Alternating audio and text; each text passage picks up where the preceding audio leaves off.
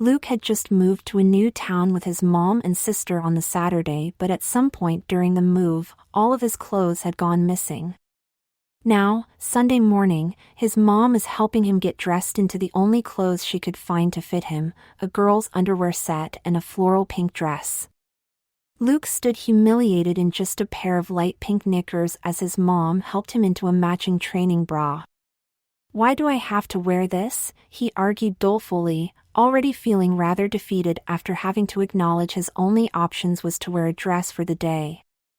"Because you can't wear a dress like that one without a bra," his mom told him. She didn't really have a good argument, but he didn't know that, and he was already losing his will to fight. Once the bra had been fastened, she adjusted the shoulder straps to fit. She notices that Luke went rather pliable, almost willing, once she got the bra on him.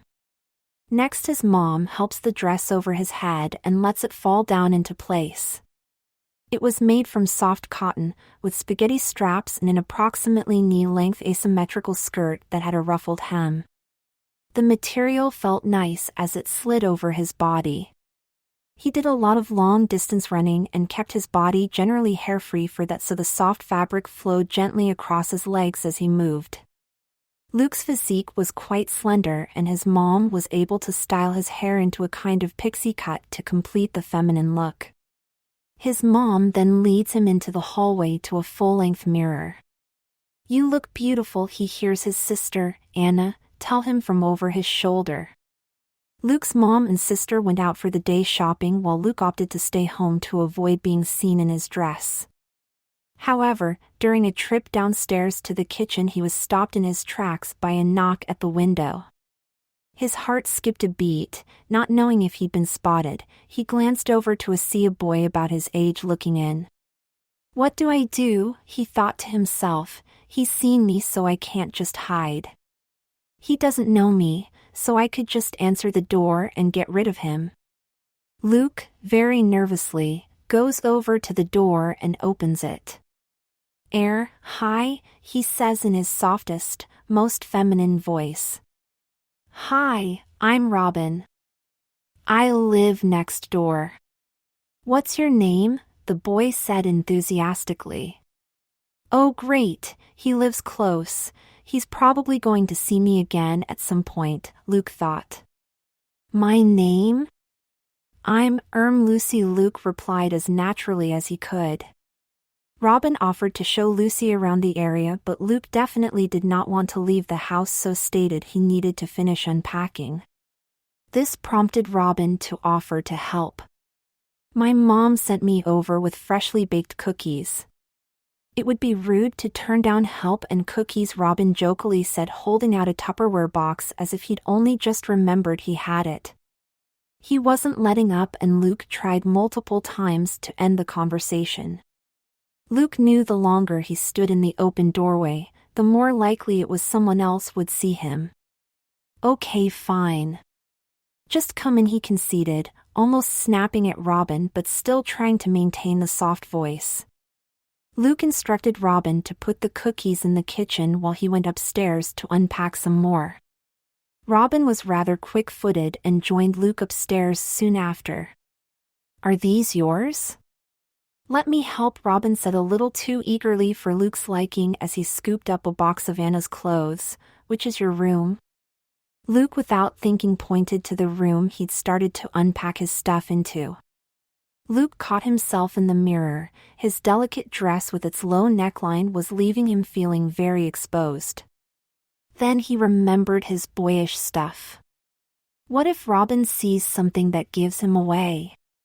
He rushes into his room and almost bumped into Robin, who'd simply gone into the bedroom, placed the box on the floor and proceeded to walk out again. The two of them had to put their hands out to stop a collision. Luke found himself face to face with Robin, his hands on Robin's chest and Robin's hands on his waist. Luke seemingly paused for a split second while he came to a stop before he was able to shift his momentum back again. In that moment, Luke and Robin found themselves staring into each other's eyes. Luke steps away, hoping Robin hadn't thought there was some kind of sexual tension or anything. I think you should go, Luke said gently. Yes, okay. I'll see you around, Robin responded and quickly left. Oh God, does he think I'm attracted to him? Luke asked himself. Hearing the front door close, he rushed over to the window and saw Robin get halfway down the drive before peering back up at the house. Robin sees Lucy standing in the window and smiles. No, he thinks I'm into him, Luke says to himself. He spends the rest of the day wondering how he's going to get out of this one. The boy next door has seen him in a dress.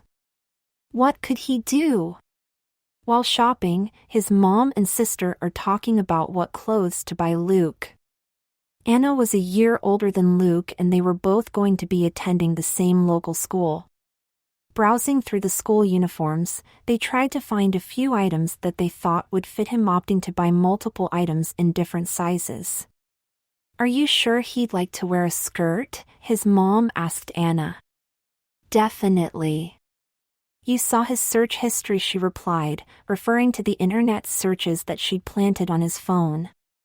Anna had always been rather angry at the way her father treated her, and she didn't want Luke to grow up to be like the insensitive man that he was, so she came up with a plan to convince their mom that Luke secretly wanted to be a girl.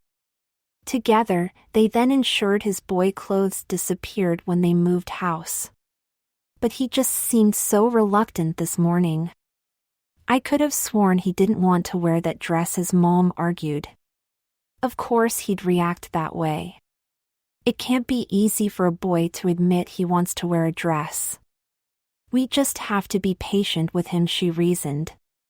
Once they arrived home again, Anna took Luke's clothes upstairs to him. When she arrived in his room, he was playing on his PlayStation. Oh great, you're back, he said happily as he saw Anna enter his room with some shopping bags. Yes, well, Anna starts a little hesitantly, as someone does when they're about to deliver bad news. Mom thought you looked so cute in your dress, she didn't buy you any boy clothes. What? Luke proclaimed as he snatches a bag from Anna and peers in. This seems to make Mom really happy. You should have seen her, she tells him. You know Mom's taken the divorce hard even if we haven't. Luke and Anna didn't like their dad that much and were somewhat happy when he and their mom decided to split. In fact, Anna was particularly relieved that this violent man was no longer around. However, they both had noticed that their mom hadn't been her normal cheerful self since. Luke paused for a second or two to think about what this could mean for his mom. Please, Luke, just do this for a couple of days until your old stuff turns up, Anna urged her brother. Luke disgruntledly agreed to Anna's request, sure in the fact that they should find his stuff sooner or later. Besides, tomorrow was their first day at school, so at least he wouldn't have to wear a dress then. Just go give Mom a hug and I'll put your clothes away. This town is a new start for her too, and I think she could do with our support, his sister tells him in a lovingly voice. Luke agrees. His mom had spent so much time protecting him and his sister, maybe it's time he did something for her. He heads downstairs, gives his mom a quick hug without saying a word before running back upstairs. I guess Anna is right, his mom thinks to herself. He seems pretty appreciative of his new clothes and looked happy wearing that dress. Luke arrives back to his room as Anna is putting the school uniform into a previously empty drawer. I'll hang your blazers in here and place the shopping bag full of dresses at the bottom for now, she tells him as she goes over to his wardrobe. Anna looked forward to being able to play dress up again like when they were young, before their father had quite forcefully put an end to that, but she knows she needs to be patient. If she was to rush now, her plan could fall apart and they could be back to having an overly macho boy in the house again as Luke proceeds through puberty. The following day Luke got up, had breakfast and got showered. Glad to be able to put pants on again, he opened his underwear drawer before letting out an audible sigh. He'd forgotten that it only contained knickers. He sieves through the drawer, looking for the least feminine and least obvious, choosing to opt for a plain black pair. He goes to the drawer with his school uniform in and takes out a shirt, tie and sweater but doesn't see any pants. Instead there's a pile of tartan skirts. At that moment he hears a knocking at the door and in walks Anna in her uniform, white shirt with a black and red tie under a bright red sweater, black pants, and a black blazer with red trim. Luke quickly grabs a sweater to hide his knickers under. "What the hell? Where's my uniform, Anna?" he asks, starting to panic. "Well, that's the thing.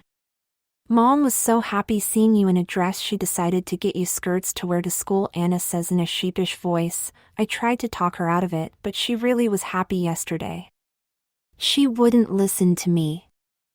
"How come you don't have to wear a skirt?" he asked, feeling like he's getting completely screwed over. She tells him she was able to pick her own uniform because she'd gone shopping with their mom and he hadn't. "Well, let me borrow some of your pants," he tells her, but she simply points out that they wouldn't fit. It's true, even though she was older and Luke had quite a small frame, Anna was very petite and her pants definitely would not fit him. Their mom also valued education and wouldn't let him just miss school. "Didn't you say the boy next door dropped off some cookies yesterday while you were wearing a dress?" Anna asked. "Yes, so," he replied, not knowing where she was going with this. "Well, what's he going to think if you turn up to school as a boy?" she reasoned. "Trust me, wearing a skirt to school won't be nearly as bad as wearing pants and then everyone being told you wear dresses at the weekend. Don't worry, I'll help you." She walks over to his drawers and gets out a black bra to match his knickers. "I can't wear that," he tells her, but she just says to trust her and she'll make sure everything will be okay. Reluctantly, he lets her put the bra on him and fastens it. Once the bra was on, Luke became so compliant he hardly put up a struggle anymore, much like the day before. Next she goes to the bag she placed in the bottom of his wardrobe and pulls out a white half-slip, telling him that the skirt might be a little coarse so he should wear this under it. She hands it to him and has him step into it before helping him with the rest of his uniform. Once finished, he looks at himself in the mirror. He's wearing a similar white shirt, black and red tie, bright red sweater, and black and red blazer to his sister. However, while she's in smart black pants, he's wearing a red tartan skirt with knife pleats. The skirt stops just above his knees and leaves a few inches of skin visible before the top of his white knee-high socks. Anna looks lovingly at her sibling, daydreaming about how they might finally be able to spend time together again. Now fully dressed, Anna and Luke go downstairs. "Oh, you two look sweet in those uniforms," their mom says as she sees them both.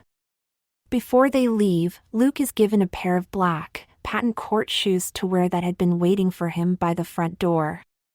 At school, despite his appearance being rather convincing and introducing himself as Lucy, his deception didn't work for long as they'd been told a new boy would be joining their class. Lucy's first day went as expected for a new boy at school who turned up wearing a skirt and using a girl's name. It didn't help that literally no other girl chose to wear a skirt. The whole ordeal was embarrassing from start to end. It started with laughing and joking as they quickly realized the truth about the new girl. Soon after that he found out that when he sat down, the skirt no longer covered the bottom of his slip, resulting in the lace trim showing. With every kid's eyes on him, the girls soon noticed. It was also quite hot that day, too hot for a sweater and a blazer by lunch. That's when he learned that you shouldn't wear a black bra under a white shirt. Needless to say, his old clothes never reappeared and he had a lot to learn about his new wardrobe.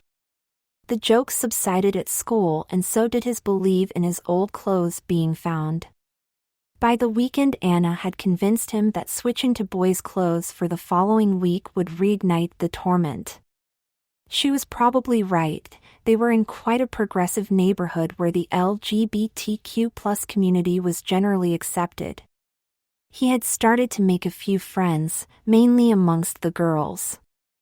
Maybe it was better to just keep wearing a skirt to school, he thought to himself. Over the coming months, his mom proceeded to buy him more and more girls' clothes. I'm still not sure why Lucy doesn't want to shop for her own dresses, his mom questions during one of her shopping trips with Anna. I think she'd rather spend time with her friends, who don't go to the mall to hang out, she argued, still trying to keep up the ruse she'd orchestrated. Anna questioned from time to time whether she'd gone too far with things, but fearful of what would happen if she was found out or if Lucy went back to being Luke, she stuck to her plan. In addition to Lucy's growing wardrobe, Lucy also appeared to be growing breasts thanks to the hormone pills Anna had got online and swapped his vitamin tablets for. As time went by, Lucy went up a cup size and then another again a couple of months later. It was months before Anna's trick was discovered. By then Luke was going by the name Lucy full-time, had voluntarily not worn pants in weeks, had shoulder-length hair, routinely shaped his nails and eyebrow, had learned the basics of makeup and had grown B-cup, almost C-cup, breasts. Why would you do this? Their mom yelled at Anna. I don't know, she replied, yelling back at her mom in frustration. I just wanted to be able to spend some time with Luke again, like we used to, before Dad stopped us. But I got carried away. I liked being able to be his big sister again, and this time I could actually help him with something. Anna was sent to her room while her mom thought about her punishment. I'm so sorry about all this, she begins, turning to Lucy with a tear in her eye. I thought this was what you wanted. We will go out tomorrow and buy you some boy clothes. Lucy thought for a moment about what Anna had just said. She thought about the time they'd spent together the past few months. She looked down at her manicured nails and her cute top and skirt ensemble, realized how much she'd come to enjoy the softness of girls' clothing. No, it's okay, she replied softly, getting up from her seat. I think I'll go speak to Anna. Now might be a good time to ask to borrow her hair straighteners. Lucy had built quite a nice life with some pretty good friends, so why change anything? She also couldn't shake the feeling she had when around the boy next door, Robin. Could there have been a spark that first day they met?